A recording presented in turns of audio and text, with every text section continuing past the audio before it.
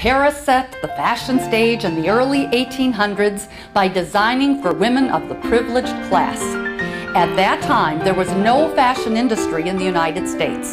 Department stores like Gimbel's and Macy's sold lengths of fabric for blouses, skirts, and other garments. Women hired dressmakers or made the clothing themselves, stitch by stitch, like the one Mary is going to show you now. In the early 1900s, women's clothing had a long, flowing, and feminine touch, such as this, as you can see in the lines of this garment. It is made of a fine grade of wool, no doubt the best fabric that could be purchased at the time. And notice her wonderful high button shoes. The fitted princess line offers a very definite silhouette, and it incorporates Juliet sleeves.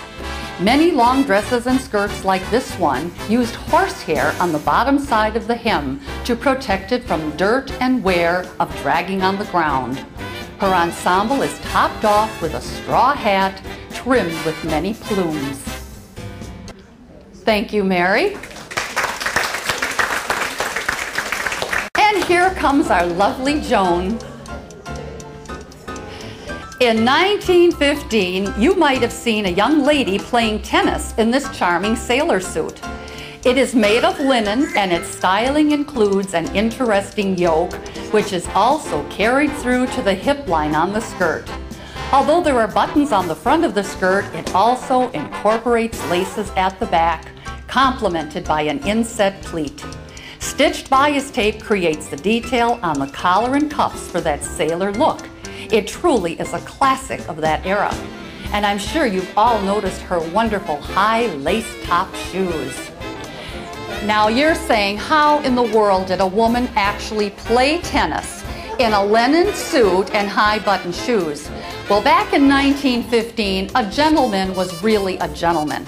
He invited lovely Joan for a round of tennis on a grass court. He volleyed that ball directly to her. All she had to do was gently nudge the ball back into his court. She didn't work up even a glow, let alone a sweat. This was not Chris Everett's game. Thank you, Joan. And welcome my little Margie with another cute look from the turn of the century. Women were making their own nightgowns and robes like this one.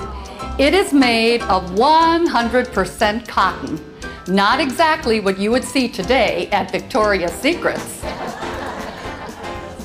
Cotton lace accents the robe on the front and back of the yoke, the cuffs and down the front on the bottom closure.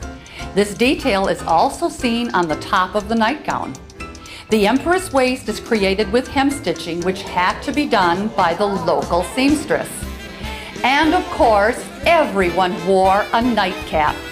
When you were born, your mother put it on to hold your ears flat, and later to keep your hair neat during the night. But mainly it was worn for warmth because homes did not have central heating as we know them today. And thank you, Margie. Isn't she a lovely lingerie model? Here's Ellen. And I know you're going to cheer for her.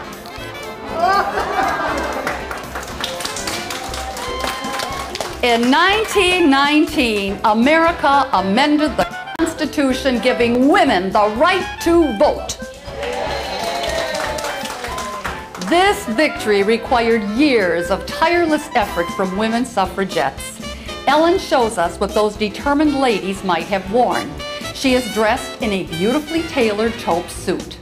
The fine pleating on the front and back of the jacket and on the skirt show off the fine workmanship of this hand-sewn suit.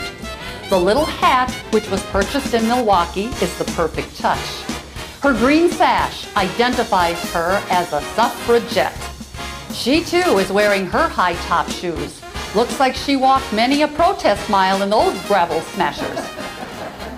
Ellen, what is your message for these fine ladies? Don't forget to vote. Don't forget to vote.